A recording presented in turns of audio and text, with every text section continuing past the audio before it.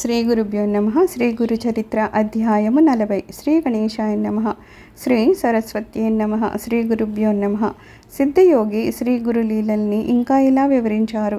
గంధర్వపురానికి ఒకనాడు నరహరి శర్మ అనే కుష్ఠరోగి వచ్చాడు. అతనిది యజుశాఖ గార్గ్య గోత్రము. అతడు స్వామికి నమస్కరించి చేతులు కట్టుకొని ఇలా మనవి చేసుకున్నాడు. స్వామి, మీరు సాక్షాత్తు పరంజ్యోతి స్వరూపులని, భక్తులపై వాత్సల్యంతో ఇలా భూమి మీద అవతరించారని విని మిమ్మల్ని ఆశ్రయించడానికి వచ్చాను. నా జన్మ ఈ కాలి క్రింద మట్టి వలె వ్యర్థమైపోయింది. నాకు ఈ కుష్టు వ్యాధి రావడం వల్ల ఎవ్వరూ నా ముఖం కూడా చూడకుండా నన్ను తిట్టుకుంటున్నారు. నేను వేదం అభ్యసించినప్పటికీ ఈ వ్యాధి వలన ఎవ్వరూ నన్ను భోజనానికి కూడా పిలవడం లేదు. అందరికీ జుగుప్స కొలుపుతూ ఇలా బ్రతకడం కంటే చచ్చిపోవడమే మేలు అనిపిస్తోంది. ఎన్నో జన్మల్లో చేసిన పాపాలన్నీ పేర్కొని నన్ను ఇప్పుడు ఇలా కట్టుకుతున్నాయి. ఈ బాధని భరించలేకున్నాను.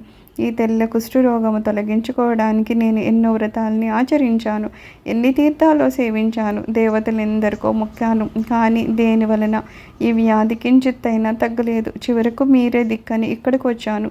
నాపై మీకు కూడా దయ కలుగుకుంటే నా ప్రాణాలు ఇక్కడే వదలాలని నిశ్చయించుకున్నాను.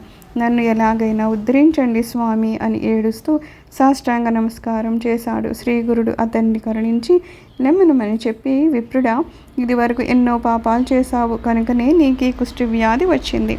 అది తొలగిపోవడానికి నీకొక ఉపాయం చెప్తాను. దానివల్ల నీవు శుద్ధుడవై దివ్యమైన శరీరాన్ని పొందుతావు అన్నారు. ఇంతలో ఒక వ్యక్తి కొన్ని ఎండుకట్టి పుల్లల్ని తీసుకొని అటుగా వెళ్తున్నాడు. అందులో ఒక మేడి చెట్టు కొమ్మలు కూడా ఉన్నాయి. ఆ చెట్టు ఆ ప్రాంతంలోనే 4 సంవత్సరాల కిందట ఎండి మోడైపోయింది. ఆ యతీశ్వరుడు వాటిలోని ఒక మేడికర్రను చూపించి నరహరితో, నాయన, నీకు ఈ మేడికట్టే ఇప్పిస్తాము. నీవు దాన్ని తీసుకొని పోయి మా మాట యందు దృఢ విశ్వాసాన్ని ఉంచి మేము చెప్పినట్లే చెయ్యి. దాని సంగమంలోని సంగమేశ్వర ఆలయం వద్ద భీమా నది ఒడ్డున భూమిలో నాటు. నిత్యము స్నానం చేసి ఈ రావి చెట్టుకు ప్రదక్షిణం చేసి 2 చేతుల్లో 2 కుండలు నిండుగా నీరు తెచ్చి 3 పూటన ఆ ఎండుకట్టుకు పోస్తూ ఉండు. అది ఎప్పుడు చిగురిస్తుందో అప్పుడే నీ పాపం పోయి నీ శరీరం స్వచ్ఛమవుతుంది. వెళ్ళు అని చెప్పారు. నరహరి ఆయన మాట పైన సంపూర్ణమైన విశ్వాసాన్ని ఉంచి ఆ కట్టిన భక్తితో నెత్తిపై మోసుకొని పోయి ఆయన చెప్పినట్లే చేసేవాడు.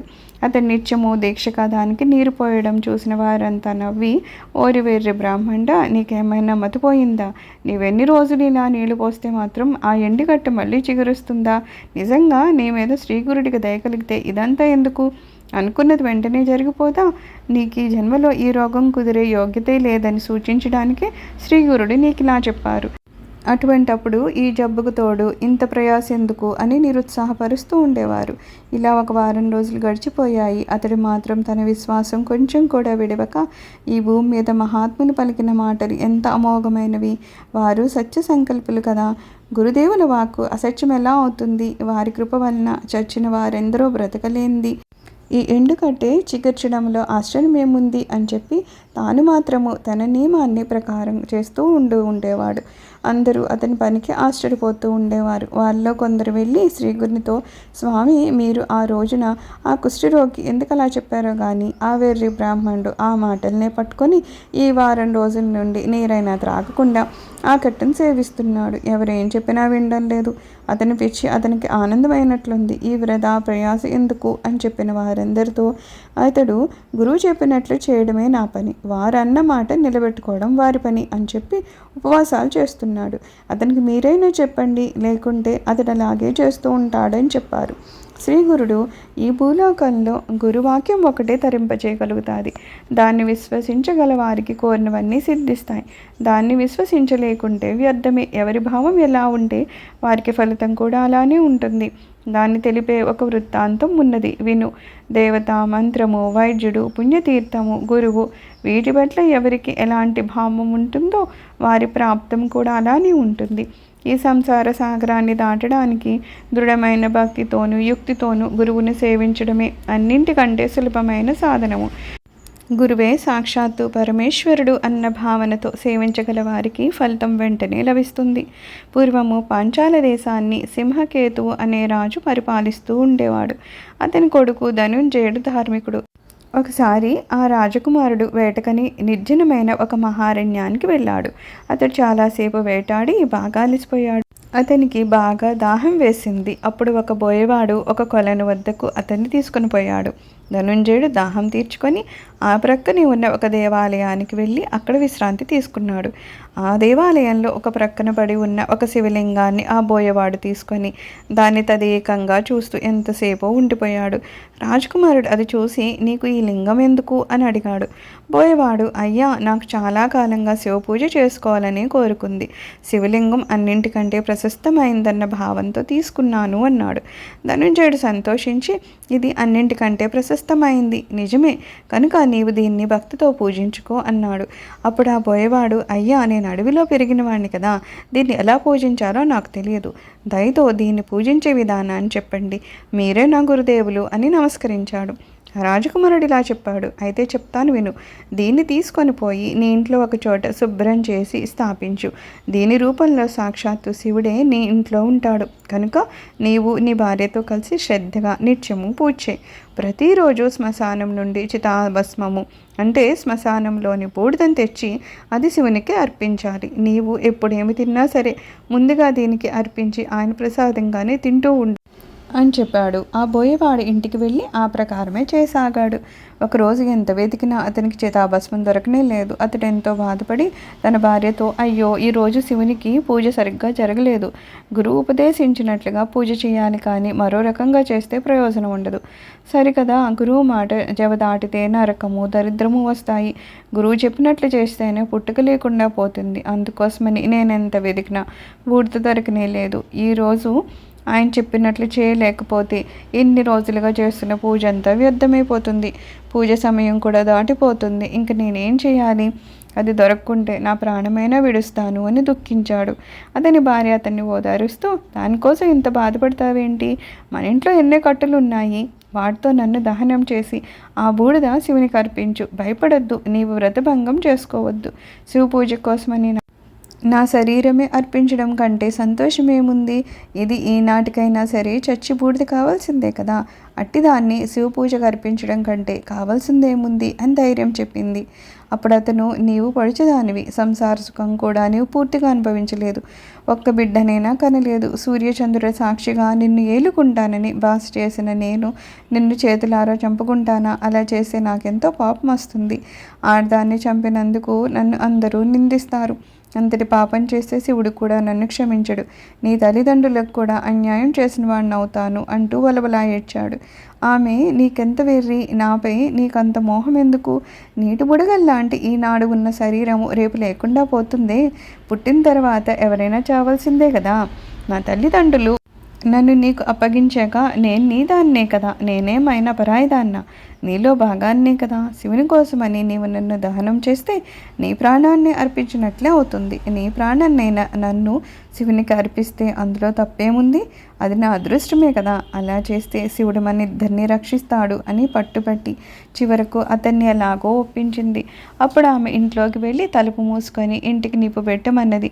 అతడు అలానే చేసి సర్వము భస్మమైపోయాక దాన్నంతా భక్తితో లింగానికి అర్పించి కృతార్థుణ్ణి అవగలిగానని ఎంతో ఆనందించాడు. తర్వాత ఏకాగ్రమైన మనసుతో హృదయపూర్వకంగా శివునికి నమస్కరించి అలవాటు ప్రకారము ప్రసాదం తీసుకోమని తన భార్యను కేకవేశాడు. శివుని అనుగ్రహం వలన ఆమె తిరిగి బ్రతికి శరీరంతో నడిచి వచ్చింది.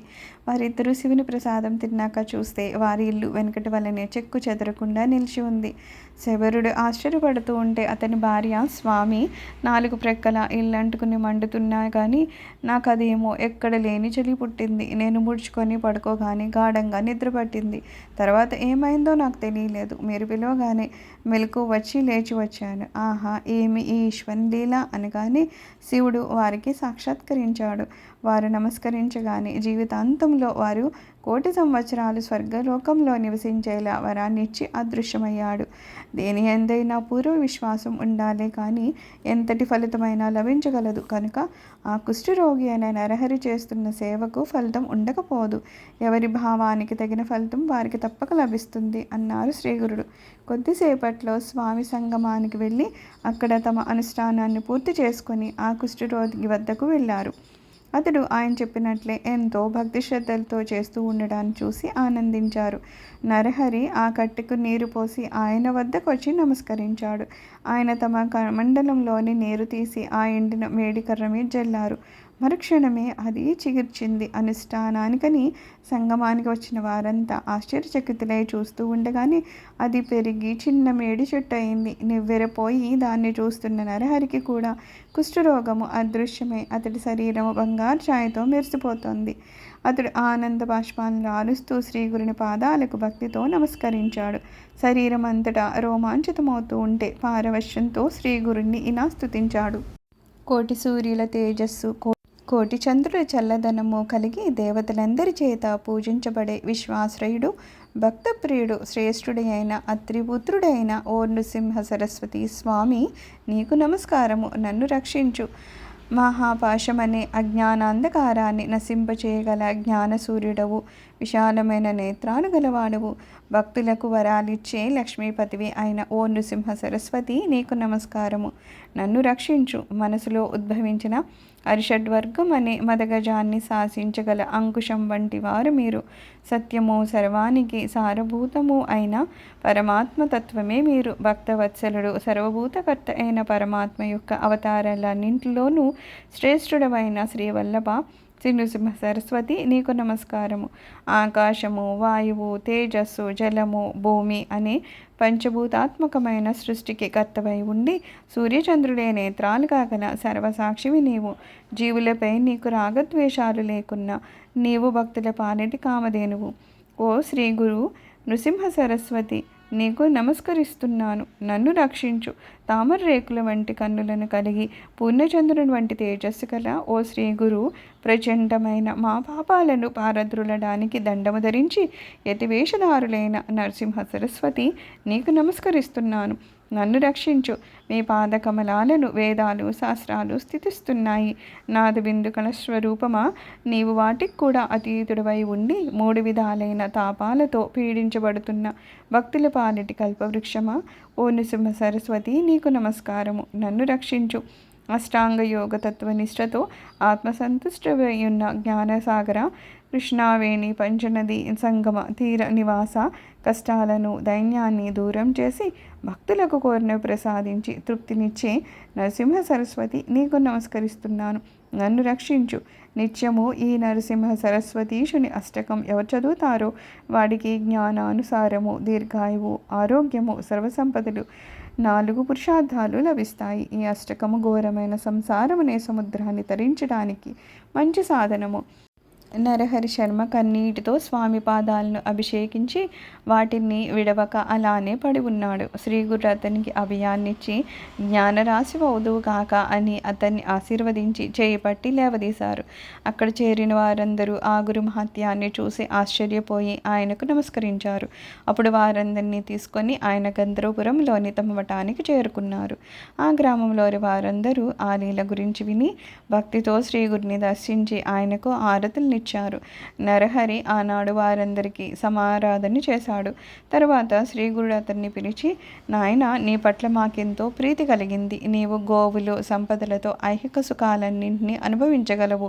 నీ వంశంలో జన్మించిన వారందరూ వేదశాస్త్రజ్ఞులు, శతాయుష్మంతులు అవుతారు. నీకు 3 కొడుకులు పుడతారు. వారిలో ఒకడు యోగి అయి మా సేవ చేస్తాడు. నీకు పారమార్థికమైన శ్రేయస్సు కూడా లభిస్తుంది అని ఆశీర్వదించారు. తర్వాత శ్రీగురుడు అతనికి అష్టాంగ యోగాన్ని ఉపదేశించి విద్యా సరస్వతి మంత్రాన్ని కూడా ఉపదేశించి, నీకు యోగేశ్వరుడు అని పేరు పెడుతున్నాము. నీ భార్య బిడ్డలను తీసుకొచ్చి మా సన్నిధిలోనే ఉండు అని చెప్పారు. నామధారక శ్రీగురుని ప్రసాదం వలన నరహరి శర్మకు 3 కొడుకులు పుట్టి గురుభక్తి వలన ఎంతో వృద్ధిలోకొచ్చారు. స్వామిని నమ్మిన వారిని ఆయన ఎంతగా అనుగ్రహిస్తారో చూశాం కదా. అంతేకాదు, భక్తితో అతడు చేసిన స్తోత్రం అంటే శ్రీగురునికి ఎంతో ప్రీతి. ఆ స్తోత్రంలో వ్యాకరణ దోషాలు, ఛందోదోషాలు ఉన్నాయి. ఎవరైనా ఆ తప్పులు దిద్దుపోతే శ్రీగురుడు అంగీకరించక ఆ స్తోత్రాన్ని అలాగే చదవాలని చెప్పేవారు. శ్రీ దత్తాయ గురువే నమః. శ్రీ శ్రీపాద శ్రీవల్లభాయ నమః. శ్రీ నృసింహ సరస్వత్యై నమః. సర్వం శ్రీ గురుచరణారవిందార్పణమస్తు. లోకా సమస్తా సుఖినో భవంతు. ఓం శాంతి శాంతి శాంతి.